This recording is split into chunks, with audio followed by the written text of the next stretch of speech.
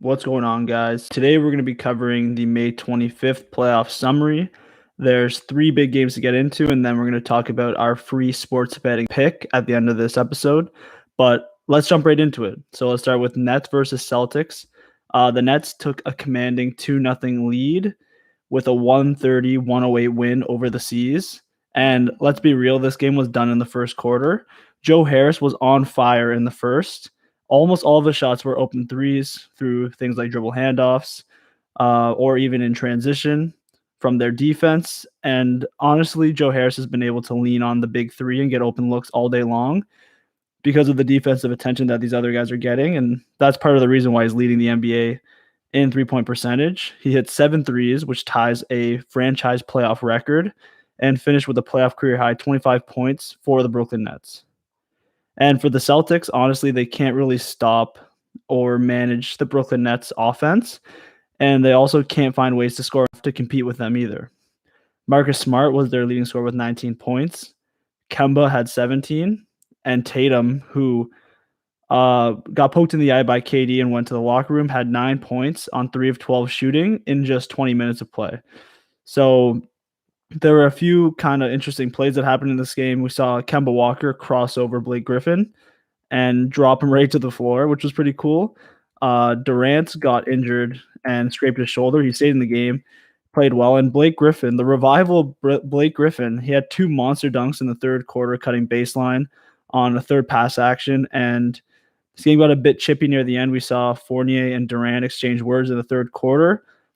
And one of the interesting storylines moving forward is going to be Kyrie playing back in Boston for Game 3. He's going to ball out and probably put on a show in front of those Boston Celtic fans.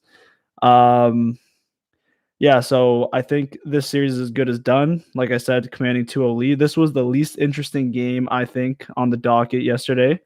But let's move on to Lakers-Suns. The Lakers won 109-102 in an intense defensive game. LeBron looked good as he had a couple of huge dunks, including a lob from AD to him right at the rim. And the Suns really struggled containing Andre Drummond. The Lakers, at one point early in this game, had LeBron, AD, and Drummond as their forwards, and the Suns had Bridges, Sarge, and DeAndre Ayton. And AD was getting whatever he wanted in this one, with smaller guys match up with him on the first half too often, whether it was Cameron Johnson, Mikal Bridges, or Dario Saric was probably the best out of those three to cover him defensively, but he was still just dominating in this must-win game for the LA Lakers. And they end up stealing back home court in the series. And I think that this is proving the Lakers aren't going to be able to just coast through this series.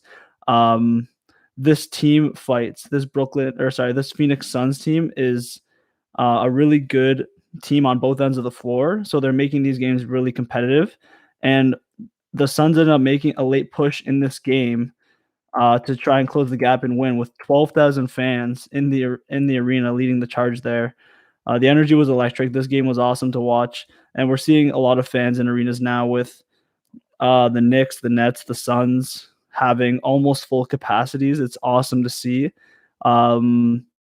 Just for some timelines here, the Lakers were up 63-48 early in the third quarter, and with under 8 minutes left in the fourth, the Phoenix Suns clawed back to lead 88-86 over the LA Lakers.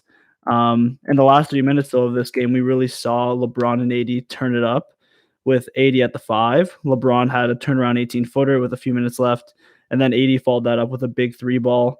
And then finally, LeBron iced this game with a deep 3 off what seemed like a bit of a miscommunication between DeAndre Ayton and Jay Crowder when AD came up for the screen on the left side. Ayton did not want to come up on an island and guard LeBron. They thought that Jay Crowder was going to fight over that screen, but Crowder just kind of let him walk through that screen and pulled up and hit a big shot. So, like I said, AD had a big comeback game. He finished with 34 points, 10 boards, and 7 assists in this game, which is pretty impressive considering he had a pretty bad game one. He knew he had to be better and really came through in this game. Another guy who I was pretty impressed with was Dennis Schroeder, who had 24 points on 50% shooting and looked a lot better in this game than the previous one. And then another guy that was low-key played really well was Andre Drummond. He was balling out. He had 15 points and 12 boards in just 24 minutes of play. And he was just dominating the offensive glass. I think he had 5 offensive rebounds in this game. Another guy who sort of we saw play a little bit in here was Marc Gasol. Played for about 20 minutes. He hit 2 threes and one with about 6 minutes left in the fourth quarter. After the Suns had make a run and took the lead for the first time late in this game. I think that another guy that really impressed me and is continuing to show his game evolve and actually being an elite level player is Devin Booker. He had like a personal 7-0 run in this game midway through the third, and he had a terrific game. Again, he finished with 31 points and 3 assists. He had 17 free throws. There's a lot of free throws in this game. It was a little bit choppy at times, but another guy who played well was DeAndre Ayton. He had 22 points and 10 boards and was super efficient again. He's now shooting 88% in the series, 21 of 24 overall against AD and Drummond. And he had a nasty reverse layup in this game over AD midway through the third, where he just had a reverse right-handed scoop shot around AD. It was pretty awesome, actually. Cameron Payne was playing well, too, 19 points off the bench. He's been a really reliable force for them so far in this series, and I think he's going to be huge as the series progresses. And the one big question that I still have is Chris Paul, right? He only played 23 minutes in this game. He had 6 points and 5 assists. His shoulder is clearly still bothering him from game one, which is a big reason they weren't able to game or at least bring it in down the clutch. It was they're really struggling in the clutch there. They needed him on the court, but the big question for the Phoenix Suns is, will he be healthy to play in this series moving into like game 3 and game 4? I think that's a big question. There's one final game to talk about, and this one's going to be sad for Kawhi Leonard fans, but the Clippers and Mavericks played yesterday, and the Mavs won 127-121, taking a commanding 2-0 lead in the series going back to Dallas. So it's not looking good for the Clippers. I predicted Clippers in 5. I thought they were going to destroy the Dallas Mavericks, and that was not the place to be. They were the best three-point shooting team in the NBA, and they got outshot again tonight by the Dallas Mavericks. The Clippers have lost their defensive identity, with Mavericks scoring 113 and 127 in the first 2 games of this series. Luka had an amazing game too. He was just shooting from everywhere. He had 1 logo shot, and he had a one-legged three-pointer at the end of the third in a 2-for-1 to play. That was just absolutely insane. Just flicked it up and in. I don't know how that shot went in. It's insane how good he's been. Now he has 2 triple-doubles in these first 2 games.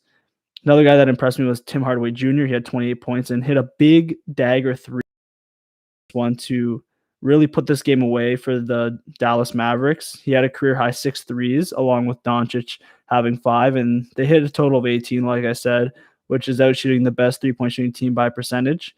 And it feels like do anything, like Kawhi was really carrying back. He had 30 in the first half. He finished with 41. Paul George had 28 points and 12 rebounds. They both look good, but there's no other guy in the team really contributing. It felt like the role players have been really bad, and that's one of the big reasons they're down 2-0 in this series. The Mavericks role players, who I had questions about coming into the series, have been really, really good. Tim Hardaway Jr., like I said, has been good, and a lot of the role guys as well there have been amazing. But that's sort of it for the playoff recap from yesterday. We hit our parlay again yesterday, so we're 2-1. Our parlay was Nets to win and Lakers to win. We hit both, which is nice. And I stayed away from the Clippers because I thought the Clippers might win, but this team is unpredictable. My free pick for today, hopefully we can win 3 in a row here, is the Jazz money line minus 450, parlayed with the Knicks money line minus 130. I'm avoiding the Sixers Wizards game because I don't trust the Sixers, and I also don't trust the Wizards, so I don't know what's going to happen in that game. You could tell me the Sixers are going to blow them out by 20. You could tell me the Wizards are going to win by 1. I don't know what's going to happen, and for that reason, I'm staying away.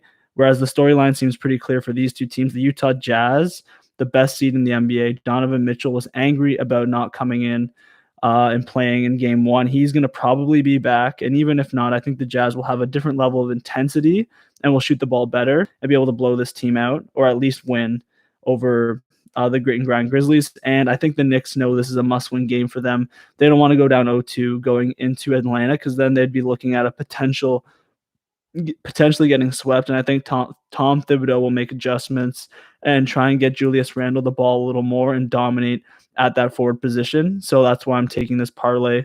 You should get plus odds on this, plus 116. That's my bet for today. Thank you everyone who came in and listen to me rant about the NBA playoffs. Once again, I'm trying something new here, seeing if you guys like the playoff coverage. My plan is to do this type of stuff in the regular season for the Toronto Raptors and just do NBA type content, specifically Raptors content during the regular season after big games, after big moments, and just come here and talk to you guys about it. So if you like it, make sure to subscribe, like, comment, just support us because I'd really appreciate it. Thank you for listening. I'll catch you on the next one.